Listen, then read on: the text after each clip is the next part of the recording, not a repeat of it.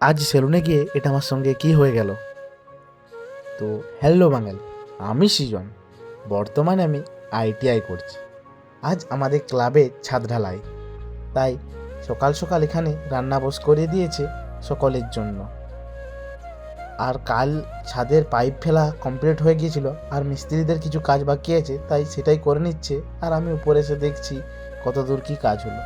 তারপর বন্ধু বলল চল ওঁদা যাব। চুলগুলো অনেকদিন ধরে কাটবো বলছিলাম, কিন্তু কাটা হয়ে উঠছিল না, তাই আজ দুজনে মিলে এসেছি চুল কাটতে। এই যে চুলগুলো প্রচুর বড় হয়ে গেছে, এরপর আমি কাটবো, বন্ধু এখন চুল কাটছে।